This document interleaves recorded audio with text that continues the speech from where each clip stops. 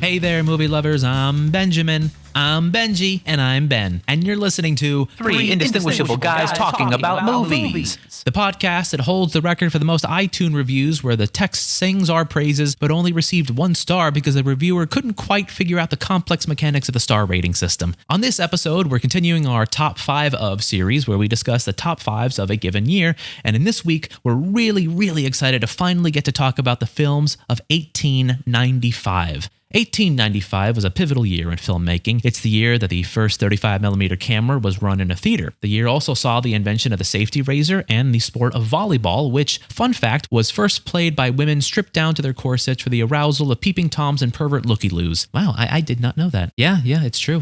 Only 7 women died from corset-related organ crushings that year, and another 3, including a male volleyball enthusiast and sex criminal, were seriously hurt when a corset exploded as a female player attempted the sport's first spike. Fascinating stuff. Indeed it was, but 1895 wasn't all organ crushings for women and giant leaps in shaving technology for men. No.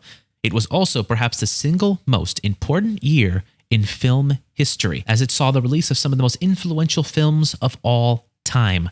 I'll kick things off with my personal favorite film released that year. It's one that everyone knows and I guarantee everyone has seen at some point in their lives. In French, they call it L'arrivée d'un train en gare de la ciutat, but you might know it better as Arrival of a Train at a City Station. Here's a clip.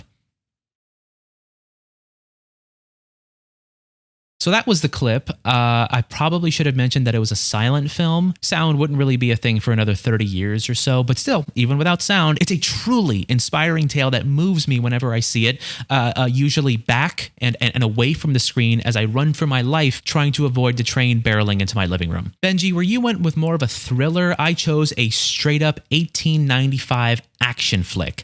As far as I can tell, it's just called Boxing Kangaroo, and it is a truly blistering, edge-of-your-seat thrill ride. It's a classic man versus nature tale of a man in peak physical condition meeting his match in the form of a kangaroo wearing boxing gloves that beats the ever-loving shit out of him for 18 seconds. There's no explanation for why they're fighting, but that's part of its mystique. Maybe it was a climactic battle between good and evil. Maybe the kangaroo didn't take too kindly to the man trying to climb into his pouch. In that sense, Boxing Kangaroo stands in stark contrast to the modern cinema landscape as filmmakers trusted the audience to work out these mysteries for themselves, thus absolving the filmmakers of having to worry about petty things like story and character motivation and logic and animal cruelty laws. It's one of those films that everyone walks away with a different interpretation. More pragmatic viewers say the film was prescient in its use of film as a technology to capture wild flights of fancy, with the surrealist imagery of a boxing kangaroo being the 1895 equivalent of today's superhero movies. Oh, how cool. So what's your interpretation of it, Benji? They were settling a score after the kangaroo fucked the guy's girlfriend. Ah, of course. I can't believe I didn't see that before. Right, yeah. Moving on. Ben, what's your favorite movie of 1895? My personal favorite of 1895 is titled The Gay Brothers. It sets a David Lynchian kind of scene where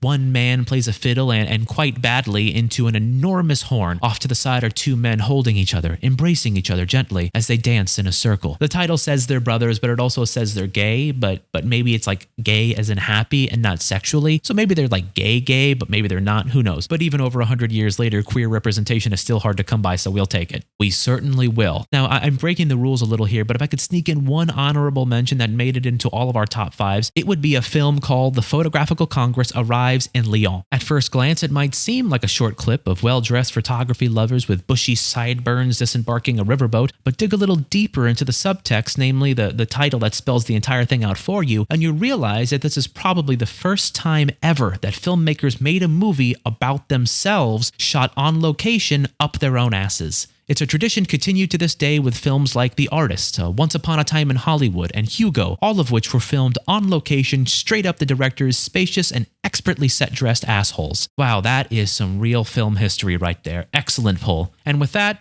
we're about done with this week's episode. If you'd like to support us, you can subscribe to the podcast, tell a friend, but most importantly, you can give our podcast network some money. You can do so over at patreon.com/inaudiblepod, where you'll find the monthly subscription fee that best suits your sad income. Then consider following the network on Twitter @inaudiblecast. Oh, and quick programming note before we go. No new episode next week, so we'll be rerunning our interview with Kevin Spacey, where we talk to him about why he got into acting, what it was like on the set of Seven, and about his prolific career as a sex pest. Bye for now. See you soon.